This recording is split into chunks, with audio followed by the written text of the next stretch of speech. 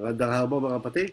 At least, natuloy po tayo ngayon. Wala pong, alam dahilan na di tayo matuloy po sa ating pag-aaral po sa hapong ito. Naimbang malam, naimbang malam. Kada kayo amin kakabsat, maayod to sa inyong tanan mga kaimsyonan. Doon po sa Bicol po, Diyos marahay na udto sa inyong gabos. Doon po sa Carabao Island, maya daw to. Sa ating pong lugar, maya pa ugto kerongan, kapatad at karang kaluguran, makiramdam, yung kaya katamang palatuntunan. Bukas po, Sabado, magkakaroon po tayo ng pag-aaral muli. At ang ating paksa po ay isang paksa na requested ng isang nakikinig po sa ating. At ang kanyang requested topic ay Matthew chapter 7 verses 1 to 6. Ito may kaugnayan po sa hindi nararapat na paghatol. Pero ngayon po sa araw na ito ang ating magiging paksa ay pagpapatuloy po sa ikapitong kabanata ng Aklat ng Manggawa. Dito po sa magsimula tayo sa ikalabimpito. At ito ay particularly patungkol po kay Moises. Alam po niyo si Moises ay isang tao mahalaga sa kasaysayan ng pagliligtas. Sapagkat alam po natin na si Moises po nanguna sa pagpapalaya ng mga Israelita mula sa pagkalipin sa Egypto hanggang sila ay makarating sa lupang ipinangako. Bagamat si Moises po, alam natin, hindi nakaabot sa lupang ipinangako dahil siya po ay nagkasala sa Diyos. So dito po sa ating pag-aaral ngayon ay makikita natin ang kanyang kasaysayan mula sa kanyang pagkapanganak hanggang sa kanyang pagdating o pagpunta sa lupain po ng Midian. Kung ating pong titignan, sasabihin natin parang ito ay walang halagang pag-aaral, pero actually mahalaga. Dahil dito po sa pangangaral po ni Esteban, ipinakilala po niya ang kasaysayan ng pagliligtas ng Diyos. At the same time, ay pinatutunayan niya na wala siyang pagkakasala at malalaman natin ito binabalik niya sa kanyang sa mga taong nagbibigay ng mga baling paratang laban sa kanya. So dito po sa ikalabimpitong talata at ating babasahin.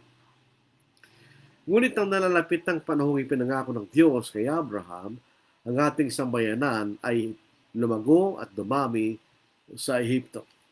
Kung tayo po ay matagal na nagbabasa sa Biblia, makikita natin na may plano talagang Diyos. At may mga panahon na bahagi ng panahon ng pagtupad ng kanyang pagkalahatang pangako na pagliligtas sa pamamagitan ng ating Panginoon. Dito po sa sinasabing ikalabimpitong talata, ito nalalapit ang panahon na yung ipinangako ng Diyos kay Abraham na na ang bangsa magagaling kay Abraham ay magiging dakila at malaking bansa. Di ba? So dito nalalapit na yung panahon na yon na pagtupad ng pangako ng Diyos kay Abraham. Dito po sa Genesis, makikita natin, mabasahin po natin mamaya. Nabasahin natin ang mga buong talata mula sa ikalabimpito hanggang sa ikalabing-siyam. Ngunit ang nalalapit ng panahong ipinangako ng Diyos kay Abraham, ang ating sambayanan ay lumago at dumami sa Ehipto. Hanggang sa lumitaw isang hari sa Ehipto na hindi nakakakilala kay Jose. Pinagsamantalahan nito ang ating bansa at pinilit ang ating mga ninuno na itapon ng kailang mga sanggol upang mamatay ang mga iyon. Ito pong paglalahad ni Esteban ay hindi po ito'y lubos ang paglalahad ng nangyari sa Old Testament. Ito po ay pinaikling paglalahad.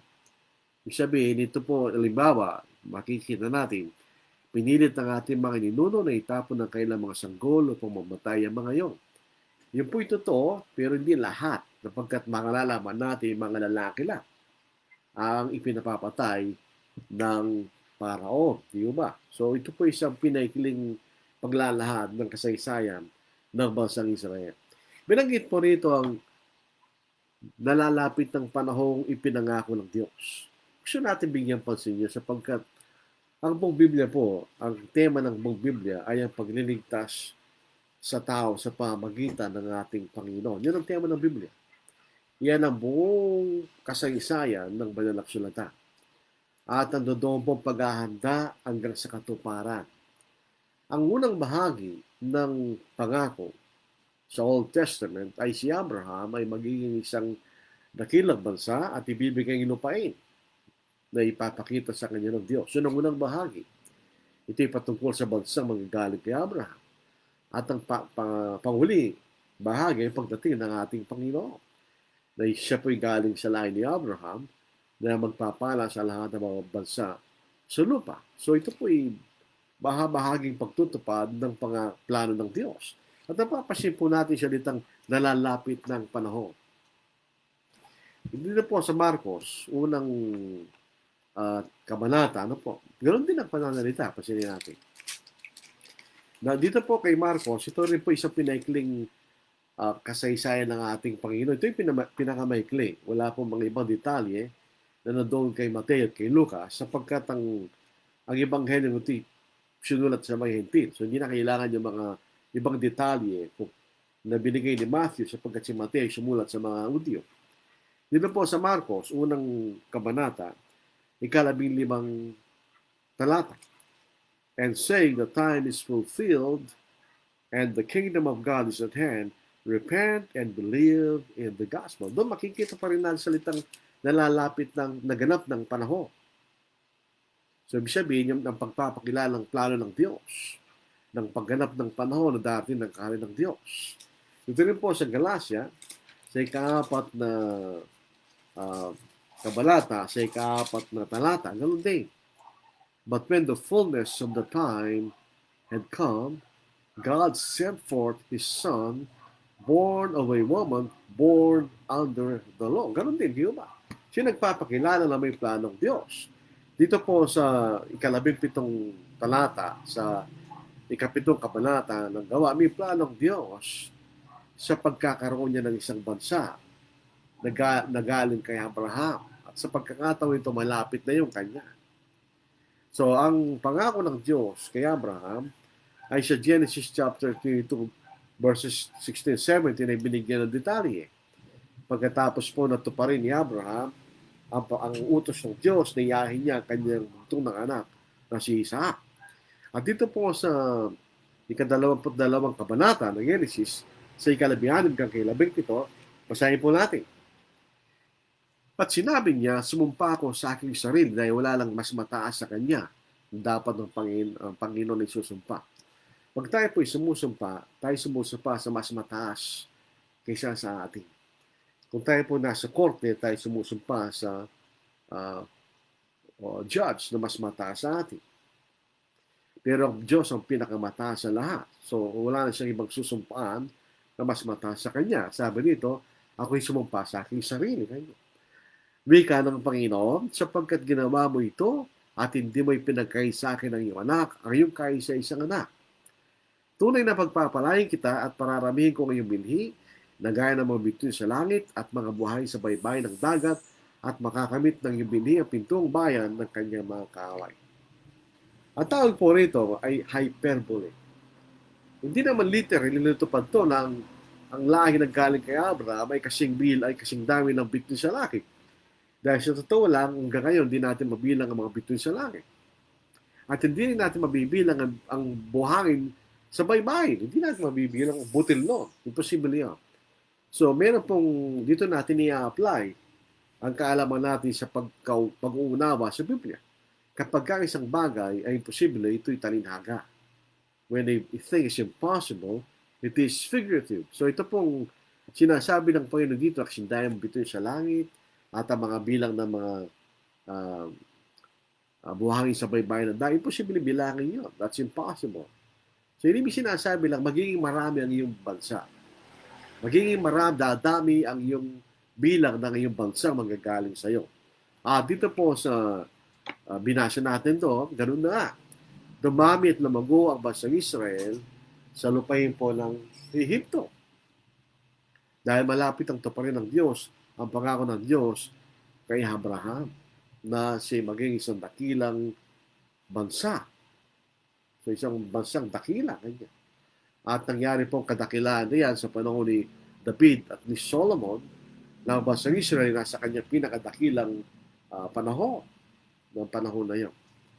So makita rin po natin, tandaan po natin si Jose, ang mga Hebreo po ay may magandang kalagayan sa Ehipto dahil nga kay Jose.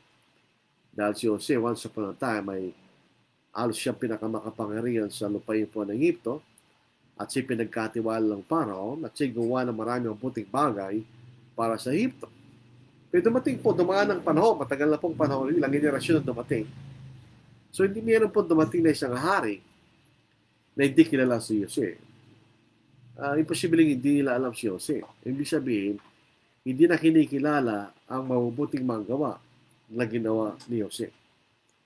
Ibig sabihin, nawala ang impluensya ni Jose sa lupain po ng Egypto dahil in the first place, patagal na siyang patay na nangyari po yung mga bagay na ito.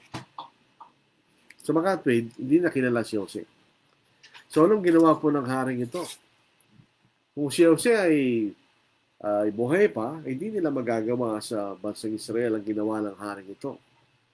Ang ginawa ng haring ito ay, sabi nga po sa ikalabing siyam, pinagsamantalahan nito ang ating bansa. At pinilit ng ating mga ninuno na itapon ng kanilang mga sanggol upang mamatay ang mga yan. Anong ginawa nila sa mga tagayan? Mga Hebreo, ginawa nilang alipin. Dahil natatakot po itong haring ito, na mas marami pa yung mga Hebreo kaysa sa mga Hipsyo. So natatakot siya na baka pag nagkaroon sila ng kaaway, ang mga Israelite ay kakapi sa mga kaaway at tayo madadaig ng ating kaaway. So naisip siya ng paraan para uminto ang pagdami ng bansang Israel o ng mga Hebreo dahil hindi pa sila bansa sa pagkakataon na ito. Ginawa niya ng alipin ang mga Israelita sa pag-aakala na mapipigilan ng pagdami nila. Subalit ang problema, habang sila'y pinahihirapan, lalo pa silang dumami. Ito nga po, makikita na sa Exodus, ano po? Babasahin ko po. Dito po, sa Exodus chapter 1. Ito yung po ang dito natin makikita yan sa Old Testament. Yung sa ikalabing-dalawa, ikalabing-dalawang talata, hanggang sa ikalabing-apat. Ito po ang ating mababasa. But the more they afflicted them, so habang sila'y lalong pinahihirapan, the more they multiplied and grew. Yung pong kaisipan ng haring ito na pag pinahirapan mo mga Hebreo ay kakauunti sila ay mali siya. Sa kabaliktaran, lalo pa silang dumadami. And they were in dread of the children of Israel. So the Egyptians made the children of Israel serve with rigor. Lalo pa silang pinahirapan. And they made their lives bitter with hard bondage in mortar, in brick, and in all manner of service in the field. And all their service in which they made them serve was with rigor. So, lalo silang pinahirapan. So, itong mga Hebreo sa bansang Ehipto, ito po'y katuparan ng pangako ng Diyos. Kaya Abraham sa Genesis chapter 15, verses 13 to 14. Sila po'y maging alipin sa isang bansa na hindi kanila. At sila'y lalabas na lubang napakalaki kanya. So ito po ang nagsisimula rito. So isa po ang radikal na kaisipan. Ang naisip ng haring ito, napatayin ang mga lalaki sanggol na ipinanganganak. So ito ang mas detalyadong pag-uusap na makikita natin sa Exodus chapter 1, verse 22, ang talagang pinapapatay ay ang mga lalaki. Kasi po ang lahi ay kinukuha mula sa asawang lalaki, hindi sa asawang babae. So kapag ang isang Hebreo ay nag-asawa ng isang taga-Ehipto, ang lahi niya ay mabibilang sa mga taga-Ehipto, sa kanyang asawa. So ang mahalaga rito ay ang pagpatay sa mga lalaki, hindi sa mga babae. Actually, yun ang utos ng Paraon. Kung ito'y babae, huwag niyong patayin. Kung ito'y lalaki, patayin niyo. Para lang matapos ang lahi ng mga Hebreo. Doon po, Exodus chapter 1, verse 22. Yun nga po ang mababasa natin na utos ng hari sa kanyang buong kaharian. Patayin ang lahat ng lalaking Hebreo na ipinapanganak. Pag babae, isalba mo yan. Pero pag lalaki, patayin. Yun ang utos ng hari. Ibig sabihin, ito na po yung pinaka-ultimong solusyon na naisip ng haring ito para maihinto ang pagdami ng laing Hebreo. At dito po sa talatang 12, nang panahong ito, si Moises ay pinanganak at siya'y kasiya siya sa Diyos. Siya'y inalagaan ng 3 buwan sa bahay ng kanyang ama. Alam po natin na si Moises ay may mga kapatid. Si Aaron at saka si Miriam. Yun ang nababanggit sa Biblia. Hindi natin alam kung mayroon pang iba. Pero si Miriam at saka si Aaron ay mas matanda kay Moises. So nung ipinanganak si Moises, ipinanganak yung dalawa. Pero sa panahon ng pagkapanganak ni Moises, ito'y nasa delikadong panahon. Ito yung panahon na pinapapatay ang mga lalaking Hebreo na ipinapanganak. Nang panahon yun, nung pinapatay ang mga lalaking Hebreo na pinapanganak, nang panahon ito, si Moises ay pinanganak at kasiya siya sa Diyos. Siya inalagaan ng 3 buwan sa bahay ng kanyang ama. Ang ama po ni Moises, ang pangalan niya ay isang Levita. So si Moises po ay galing sa lahi ng mga ni Levi. Ay, ang kanyang pangalan ng kanyang ama ay si Amram. Mula sa pamilya ni Kohath. So di siya galing sa lahi sa mga later on pala si Aaron yun. No? So si Kohath. At ang asawa niya si Joshebed. May dalawa na silang anak bago po pinanak si Moises. Yung nga po si Miriam at saka si Aaron. So, sa panahon na ibinigay ng utos sa Parang na patay ng lahat ng lalaki sanggol ay pinanganak sa mga Hebreo, doon siya pinanganak. So, in other words, ipinanganak siya sa hindi tamang panahon. Si Moises. Ano po? Pero dahil po, marahil siya mayroong mahalagang gagawin sa plano ng Diyos, siya niligtas ng Diyos. Makikita natin ito, siya'y kasiya siya sa Diyos. Ano yung sabihin mo? Mas simple lang, siya isang magandang sanggol. Siguro, lahat na sanggol, cute, pero siya'y magandang sanggol. Yun ang ibig sabihin lang kasiya siya sa Diyos. At siyempre sa kanyang mga magulang. So, nang humaling ang kanyang mga magulang at ipinilit lang itago si Moises sa loob ng 3 buwan. So, tinago nila. Para si Moises maligtas. Hindi mapatay. Kasi ang utos ay patayin. So, tinago nila para hindi mamatay si Moises. Pero, hindi mo may tatago yan hanggang gano'n ng panahon. So, pagkalipas po ng 3 buwan, isa po ay itinapon ganyan. Nang siya itapon, itinampon siya ng anak na babae ni Pharaoh at siya inalagaan gaya ng sariling anak niya. So, sabi ko nga kanina, ito isang pinaikling paglalahad. Wala po ibang detalye sa Old Testament. Dahil kung ilalahad-lahat yun ni Esteban, ay parang niya binabasa yung Old Testament. So, ang kanyang nilalahad ay summary. Bakit makikita natin? Doon po sa Exodo, 2 kabanata, mula sa 3 hanggang sa 10, makikita natin detalye ni Moises. Nang hindi na niya ito maitago pa. Kinuha niya ito ng isang basket na yari sa papyrus, sabi sa mga Amerikano, papyrus. Yan din po ang ginagawang pagsulat. Kaya papyri, kanya. Papyrus. At pinahiran niya ng beton at filtran para maging waterproof. At may pasukan ng tubig yung pong basket. Kanya sinilid ng bata roon at inilagay sa talahiban sa tabi ng ilog. Most probably ito yung Nile River. Tumayo sa malayo ang kanyang kapatid na babae, ayun si Miriam, upang malaman ang mangyayari sa bata. Noon ang anak na babae ni Pharaoh ay lumusong upang maligo sa ilog at naglakad ang kanyang mga alalay na babae sa tabi ng ilog. Kanyang nakitang basket sa talahiban at ipinakuha sa kanyang alalay. Nang kanyang buksan ito, nakita niyang bata. At narito ang sanggol ay umiyak. Alam po ninyo, Yung utos ni Pharaoh, yung po isang bagay na taliwas sa kalikasan ng mga tao. Hindi natin pinapatay ang mga sanggol. So dito po sa pagkakataon nito, ito isang babae. At siyempre, dahil siya babae, meron siyang damdamin bilang babae. Na ganito rin siya maaaring maging ina. So ang nakita natin, kanyang buksan ito, nakita niyang bata at narito ang sanggol ay umiyak. Kanyang kinawaan siya at sinabi, ito'y isa sa mga anak ng mga Hebreo. Kaya anak ito ni Pharaon. Ito'y nagut sa patay ng mga anak ng mga Hebreo. Pero dahil ito'y likas sa damdamin ng isang babae. So hindi niya makayang patayin itong batang ito. Nang magkagay, sinabi ng kanyang kapatid na babae, si Miriam, na siya po ay sumunod sa basket, sa anak ng Pharaon, aalis ba ako upang itawag kita ng isang tagapag-alaga mula sa mga babaeng Hebrea na mag-aalaga ng bata para sa iyo sapagkat siya dalaga. Wala siyang kinalaman sa pag-aalaga ng bata. Sinabi ng anak ng Pharaon, umalis ka. At ang batang babae malis at tinawag ang ina ng bata. So in other words, by God's providence, ang nag-alaga kay Moses ay kanyang sariling ina. Dalawang bagay po ito.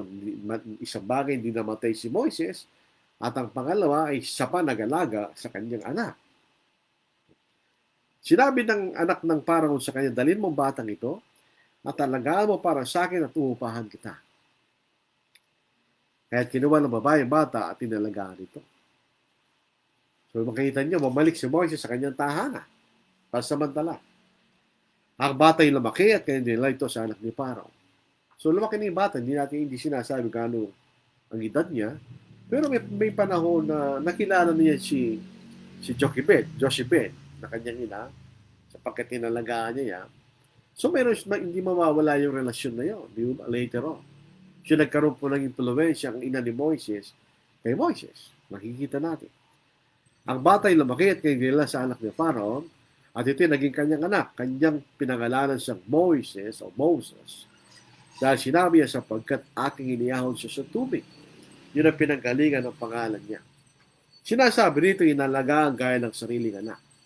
So inampun niya si Moses. Sapagkat si babae, hindi maaari na dahil sa po'y babae, hindi maaari na siya magiging hari. So si Moises na kanyang inalagaan bilang kanya anak, pwede maging hari yun. So siya nakalaan na maging hari pagkamatay ng Pharaoh na ama ng babaeng mumampon kay Moses. Nakita niyo? This is God's providence. Ano po? Na makikita natin sa kasaysayan po ni Moises. Tuloy po natin. Tinuruan si Moises sa lahat ng karunungan ng mga Egyptyo at siya ay makapangyarihan sa kanyang mga salita at mga gawa. So siya naging marunong. Siya naging marunong sa karunungan ng mga Egyptyo. Ano po niyo mga Egyptians? Meron silang karunungan na kahit sa modernong panahon na hindi kayang gawin ng mga modernong tao.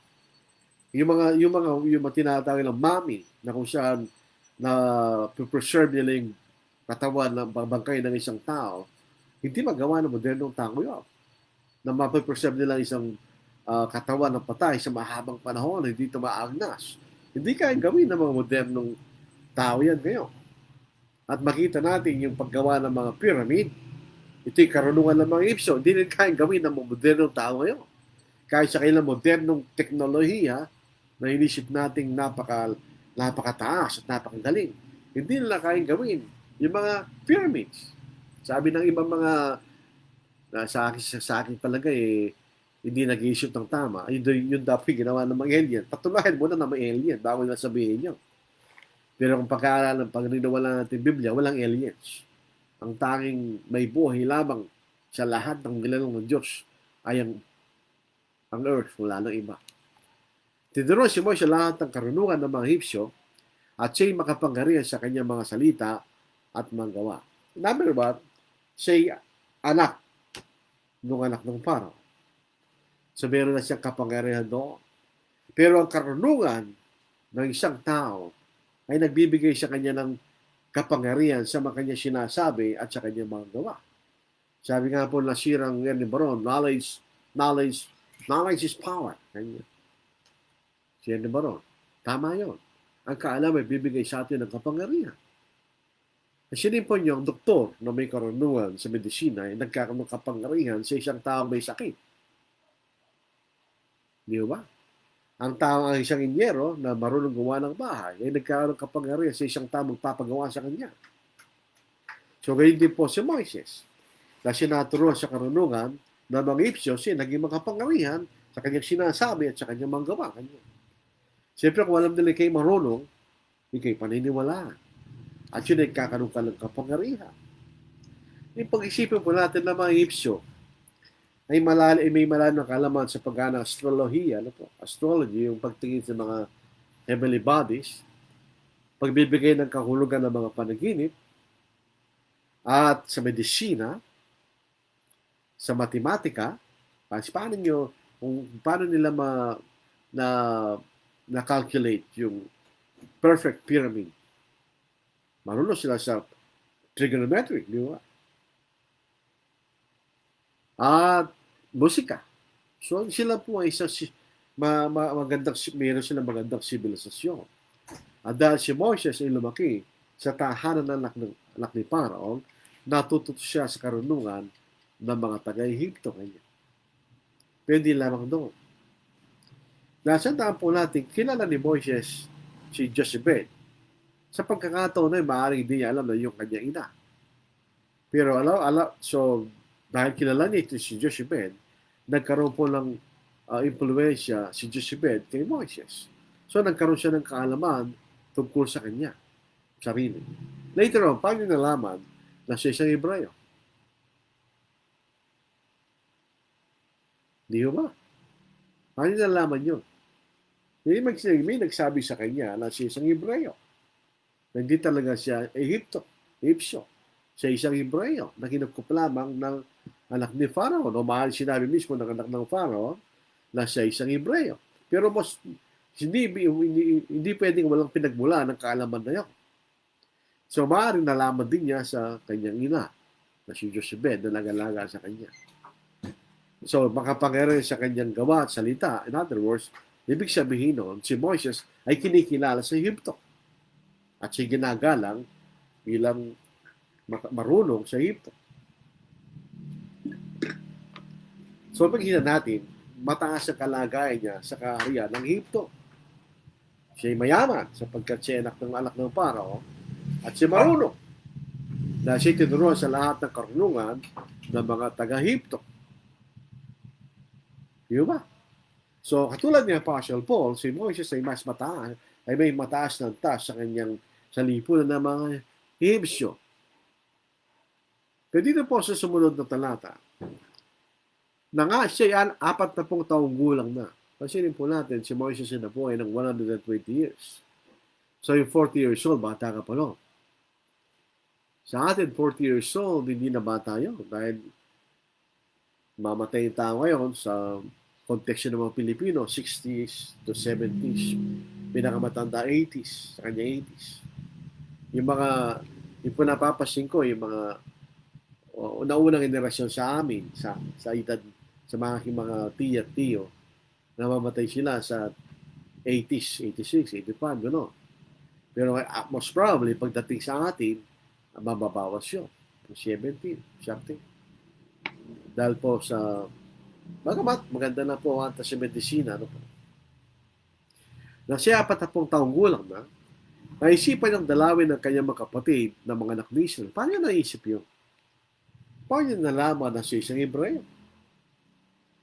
At hindi talaga siya taga-Ehipto. Sabi nga natin, dalang posibilidad lang yan. Mahal sinabi ng anak ni Paraon na hindi siya isang Ehipto. Siya isang Hebreo. Katulad po ng ibang mga lahi, may mga facial features ang mga lahi.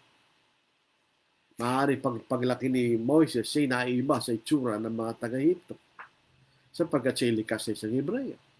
Ako po ay sa kagandahang palad, ako po ay nakapaglakbay sa iba't ibang lugar ng Pilipinas. Nalalaman po ba nyo na may mga facial features ang iba't ibang Pilipino sa iba't ibang lugar? may alimbawa, for instance, may facial features ang mga Ilocano. Na pag nakita mo siya, malalaman mo siya isang Ilocano, maliban lang kung may ibang lahi siya. Ang mga Bisaya, meron din. Mga Kapampangan, meron din. So pagka tayo po may ibang lahi, meron tayong facial features na nagpapaiba sa atin. Maaaring isang dahilan nyo na siya mukhang Hebreo kaysa mukhang Egypto. O ito'y natutunan niya sa isang impormasyon na ibinigay sa kanya. Ang posibilidad, sinabi sa kanya na anak ni Paro. Kung tapat po yung naging nanay niya. O ang galit sa kanyang nanay. Pag siyempre, inalagaan siya ng nanay niya, hindi na pwedeng matatapos yun. Ang relasyon na yun. Di ba? Paano nakapagsabi ang nanay niya sa kanya?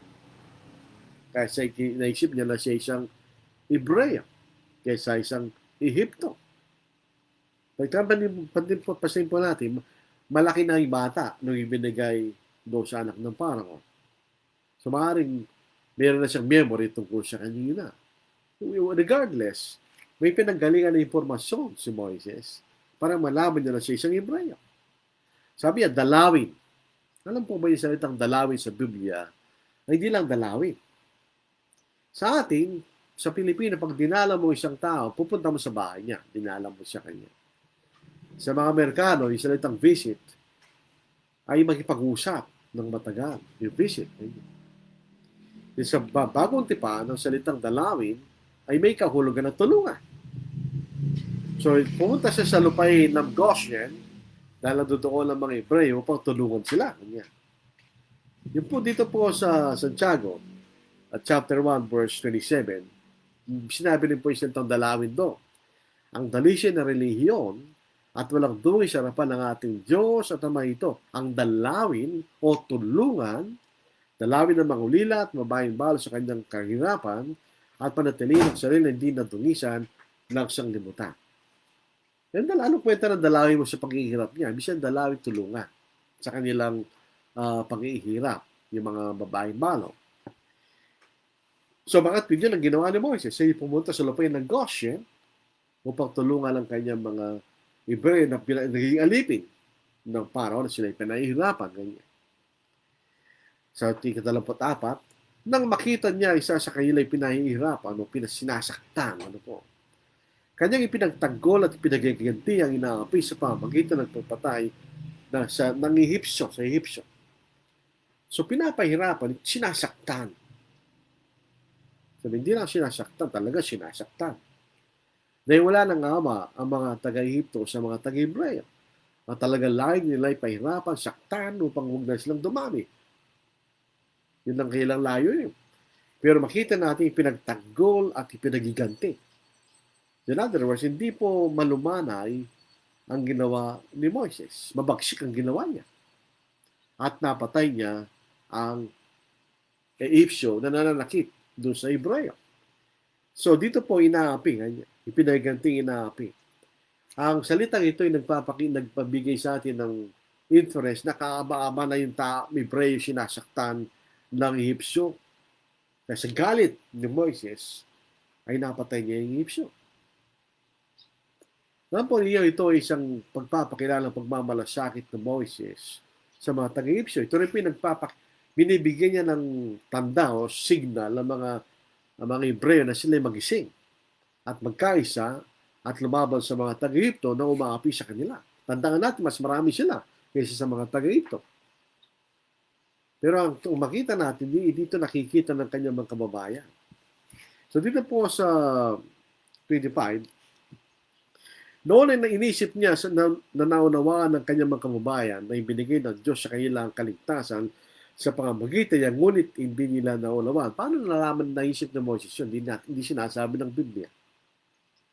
Pero parang naipakita sa kanya na siya magiging pinuno ng kanyang bayan upang palayain sila sa paghihirap sa Ehipto.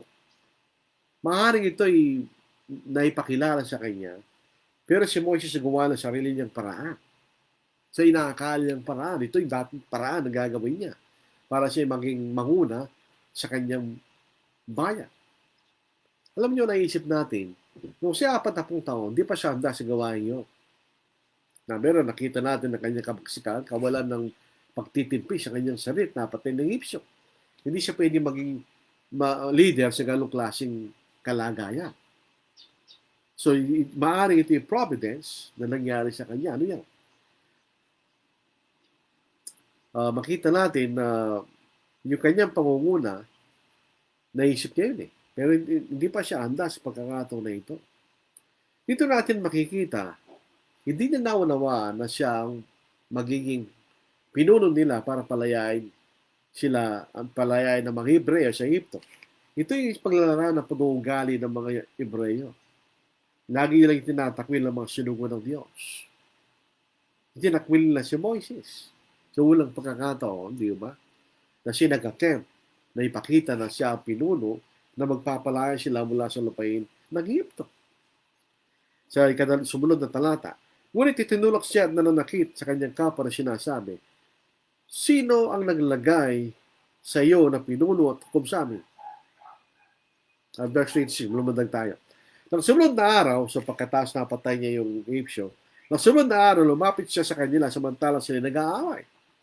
At ibig sana niya sila'y pagkasundoy na sinasabi, Manggino, kayo magkapatid, bakit kayo nag-aaway? Magkapatid, dahil galing sila sa 12 angkan, sa dalawang anak ni Jacob. Kaya sila actually magkakapatid kanya. So, dito makita natin, dapat sana ito mga Hebreo ito na pinapahirapan ng mga Egypto. Sila magkaisa laban sa mga Egypto. Pero baligtad, sila yung nag-aaway sa isa't isa. Ang ibig sabihin, ibig paiwating ni Moises, kung meron kayong dapat saktan yung mga taga-Egypto, sapagkat sila nagpapahirap sa inyo, hindi kayo magsakitan sa inyong sarili kanya. Yun ang kanyang ibig ipaiwating dito sa dalawa nag-aaway na ito. Sa verse 27, ngunit itinulak siya ng nanakit sa kanyang kapwa. Na sinasabi, sino lang naglagay sa iyo na pinuno at hukom sa amin? Sino naglagay sa iyo ngayon? Bakit mo kayong pinakikilaman? Sino naglagay sa iyo na kayo maging pinuno namin? Ang ibig sabihin nun, sino ka? At anong karapatan mo na kami yung utusan? At sabi niya, sino naglagay sa maging hukom sa amin? Sino ka para ayusin mo ang aming mga alitan? Yun ang ibig sa ipaiwatig ng nanakit na ito. Labang kayo. Tinulak siya. Tinulak si Moises. Verse 28, ibig mo ba akong patayin? Gaya ng pagpatay mo kahapon sa Egyptio? So ito po isang bagay na kinabigla ni Moises. Bakit? Hindi sikreto yung ginawa niyang pagpatay. Hindi alam niyo paano kumalat yun.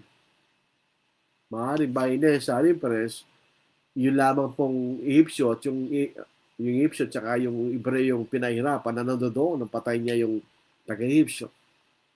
O dalawa lang ba posibilidad yan? Yung nagtulak sa kanya, yun ang sinalba niya.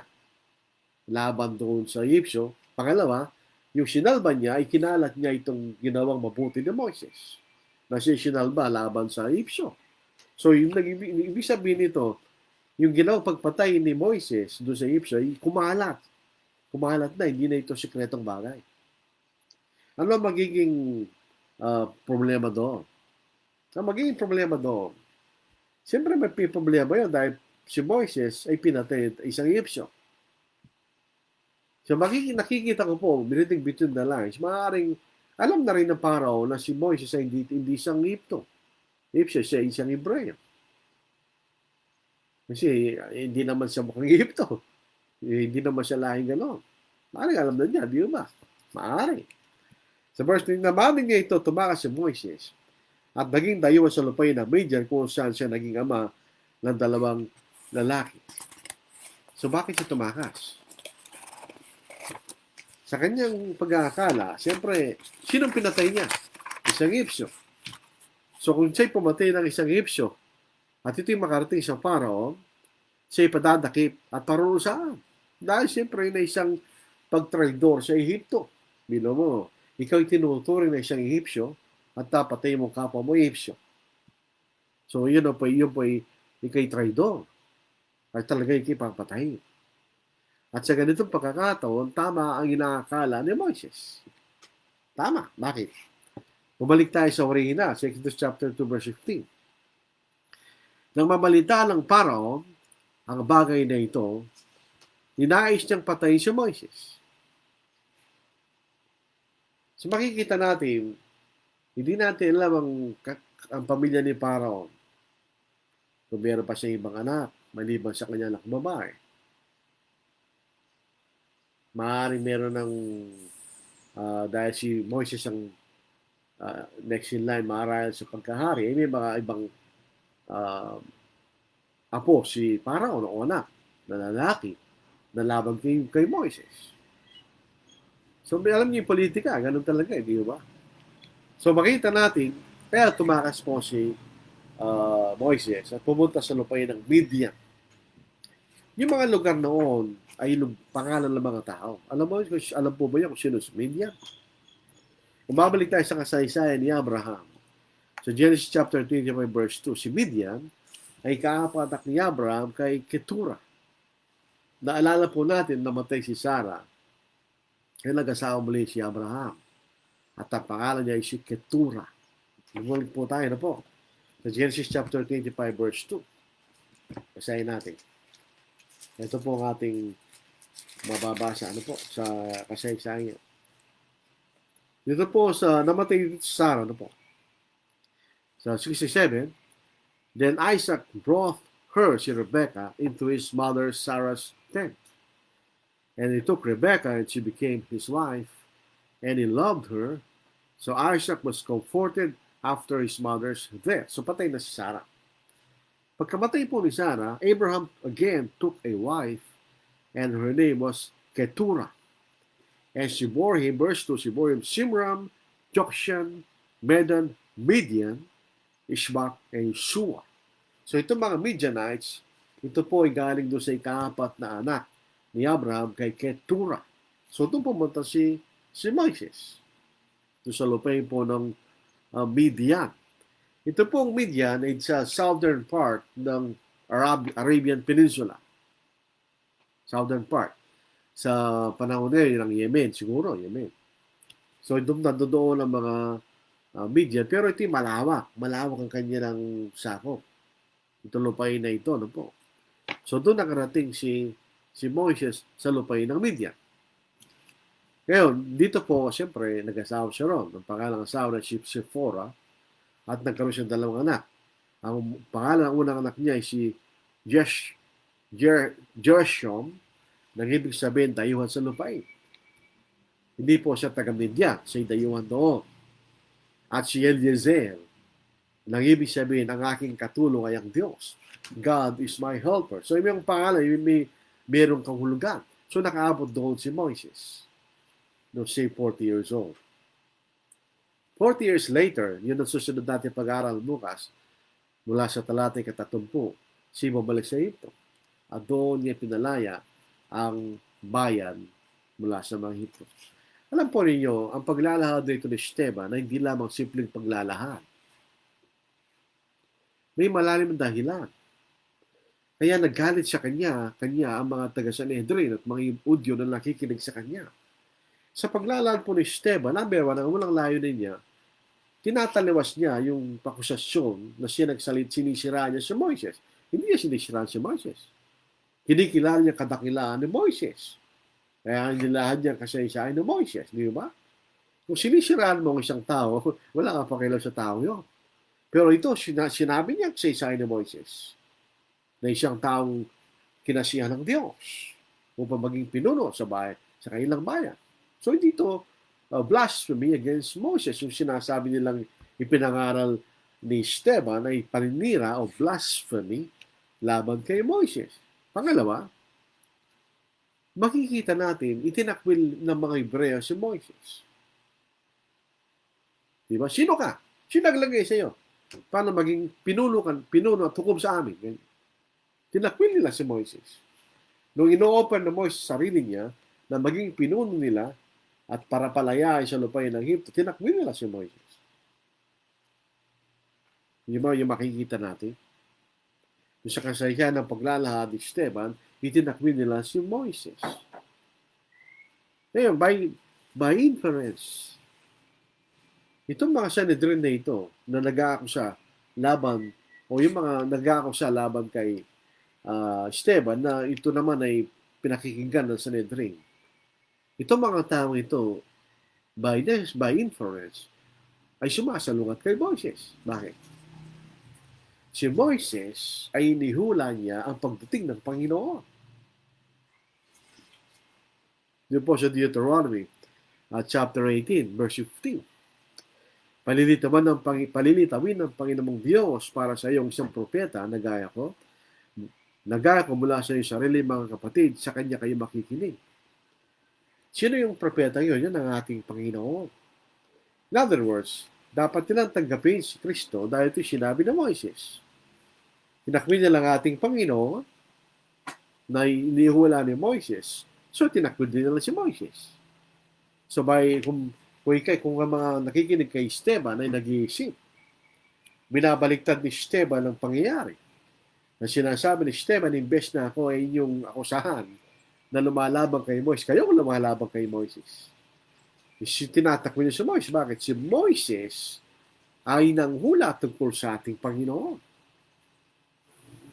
Itinatakbo niyo siya sapagkat itinakwil niyo ang Kristo na kanyang inihula. So, hindi ba bumabaliktad yan? So, makikita nyo, step by step, pag ating pinag-aralan mabuti, yung paglalahad ni Esteban, hindi ito simpleng paglalahad. May laman yung paglalahad niya. Kaya nga nalagalit ang mga nakikinig sa kanya, mga kapatid, dahil yun ang makikita natin sinasabi niya.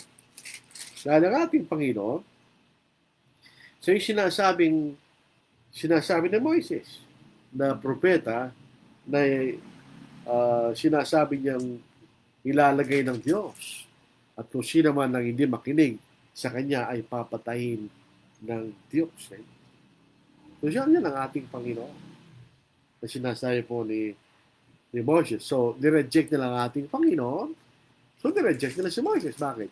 Sapagkat si Moses ang nanghula tungkol sa pagdating ng ating Panginoon, di ba? So, yun ang makikita natin. So, yun ang bali makikita nating kahalagahan sa bahagi ito ng paglalahad ni Esteban. Step by step, makikita natin. Yinidevelop ni Esteban yung akusasyon na yun laban sa kanila. Doon sa kanyang simpleng paglalahad na ito. Parang paglalahad lang. Pero makita nyo, merong laman. Itinakwil niyo si Kristo. Ayaw niyo ipangaral namin ng aming Panginoong Yesu Kristo na buhay na maguli mula sa mga patay. Si Kristo ito ang hinihula ni Moises. Kung itinakwil niyo si Kristo, itinakwil din niyo si Moises. Di ba napakagaling itong defense ni Esteban. Ito hindi galing marahil ito, galing shaking na siya ng Espiritu Santo. Dahil sa napakaganda ng defense ni Esteban. Now, sa 30 at mga sumusunod, ito naman po ang kasaysayan ng Israel sa ila. Makikita natin ang kaugali ng mga taong Hebreo. Dito tinakwil si Moises, dito tinakwil nila ang Diyos. Sapagkat hindi sila naging tapat sa kautusan na binigay sa kanila ng Diyos. So ito po ang ating pagtatapos sa ating pag-aaral po sa hapong ito. Alam po niyo ang pag-aaral sa Biblia, minsan tayo po interesado sa mga topical na paksa. Okay po yun. Pero hindi tayo maaari mangaral ng topical na paksa ng Biblia kung hindi natin alam ng Biblia. Nasaya po ng isang magaling na tagapangaral, subalit later naging palpak sa kanyang pangangaral. Alam mo, patay na itong tao ito, huwag na natin banggitin ang pangalan. Yun ang sabi niya sa akin noon. Dahil ilang beses kong nakita ito noon, bago siya nagturo ng kanyang maling aral. Sabi niya, the best way to defend the Bible is to know the Bible. Kahit hindi mo alam kanya ang mga detalye ng mga maling aral, every false doctrine kanya as an answer in the Scriptures. Totoo po yun. So itong ginagawa natin, inaalam natin mismo ang Biblia. Kung tayo po'y maalam sa mismong Biblia, mas magiging mabuti tayo tagapangaral. Ako po'y dumaan sa panahon na kakaunti lang aking kaalaman sa Biblia nung ako'y nagsisimula ng mangaral. Meron akong pinapangaral na bahagya lang alam ko doon sa paksa. At yun lang alam ko. Pero habang tayo lumalago sa kaalaman sa Biblia, mas ikay naging marunong ng tagapangaral. Mas ikay naging effective ng tagapangaral kung alam mo mismo yung Biblia.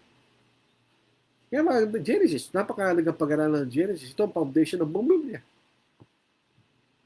Lahat ng Biblia nasa Genesis. Nandoon ang plan ng Diyos na tinupad sa buong Biblia. So, alam mo, Genesis, sabi ng isang nagmamarunong na kapatid na ngayon ay tumalis sa pananampalataya. Bakit Genesis ang pinag-aaralan nyo? O ako magtuturo dyan ngayon, mga practical na bagay. Practical na bagay pag-aralan ng Genesis. Dahil pag naunawa natin ang Genesis, maunawaan natin bakit sinugo ng Panginoon, sinugo ng Diyos ang ating Panginoong Yesu Cristo. Yun ang pinaka-foundation ng Biblia. So ito po ang ating pag-aaral po sa hapong ito. Wala po nakikita mga comments o tanong. Okay lang po yan. Meron. Ito po ang mga nagsulat sa comment section. Leonito Torrenicia. Itong kapatid na ito, close ako dito. Sabay-sabay kaming nagsimula eh. May edad siya sa akin na siguro ilang taon. Pero sabay-sabay kami nagsimula. Kami yung mga excited na walang alam.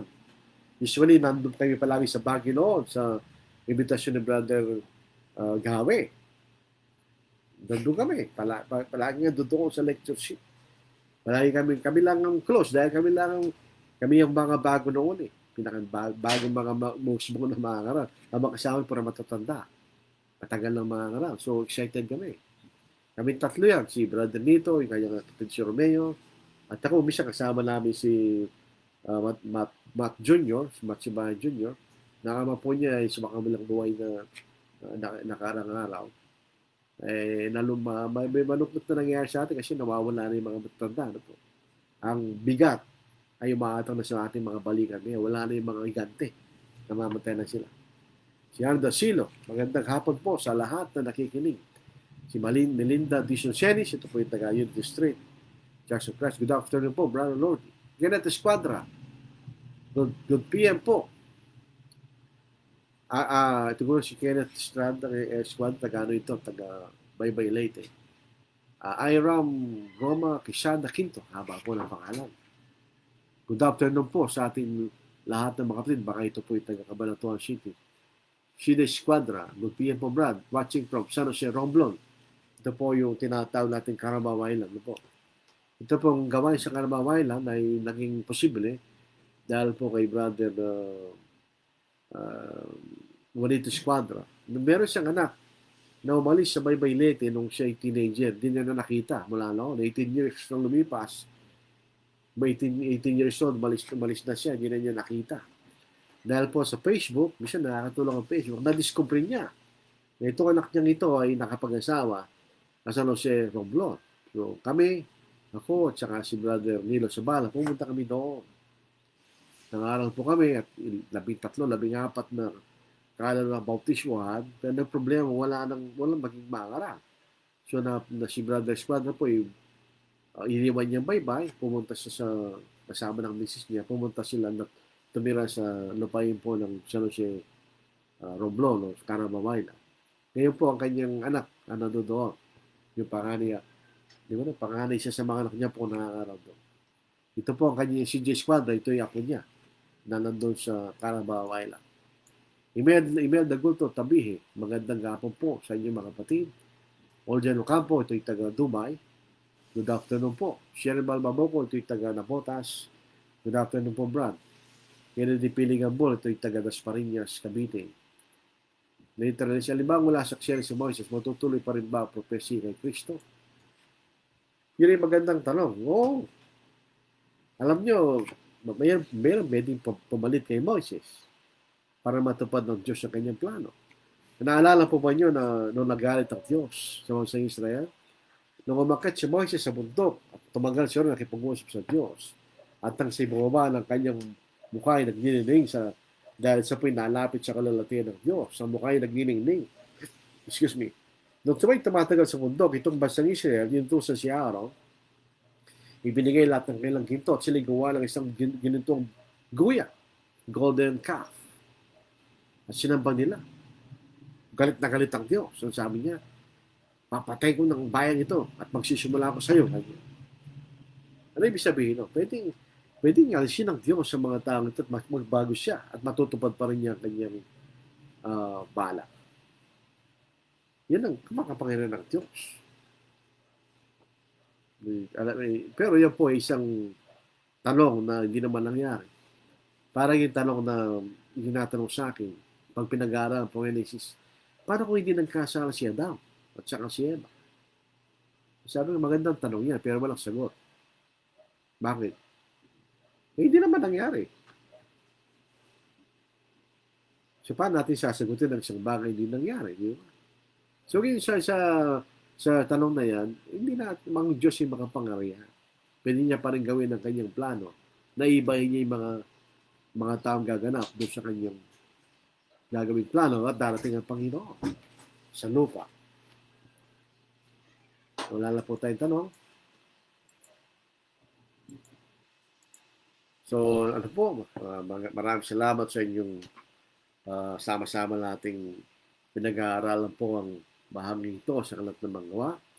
Bukas po dahil meron pong isang tagapakinig na request, ano po, ang pag-aaralan po natin, Matthew chapter 7, verses 1 to 6. Bilang background po yan, ginagamit yan ng mga ibang kapag ka ating pinupuna kailang maling aral na may matibay na ebidensya sa banal na kasulatan, sinasabi nila, wag mo kaming hatulan, bawal humatol kayo. So pag-aaralan po natin yan bukas, ganitong oras, sa launa ng hapon, sa kululubing po ng makapangyarihang Panginoon. Tayo po ay sama-samang manalangin, kaya nga po, sweet hour of prayer. Amang banal na pangyarihan sa lahat, kami po ay natutuwa at nagagalak. Nagpapasalamat sa inyo, Diyos, sa dakilang pagmamahal po sa amin at pagmamalasakit. Noong unang-una, ibinigay mo sa amin ang iyong bugtong ng anak na sinamatay sa kurus, na buhay na maguli upang kami magkaroon ng kamangahamang kaligtasan sa gitna po ng aming mga kasalanan. Kami nagpapasalamat sa mga pagbibigay mo sa amin ng mga aming pangangailangan sa araw-araw. Pero ang mahalaga sa amin, O Diyos, ay pagdating ng aming Panginoon ay magsama ka namin sa langit, magpakailanman. Patawarin niyo kami, Ama, sa mga pagkakasala na aming ginagawa. Unawain po niyo kami, Ama, na kami nakatira sa isang sanglibutang magsalanan. Pinipilit namin ang aming buong makakaya upang kami makaiwas siya ng mga pagkakasala.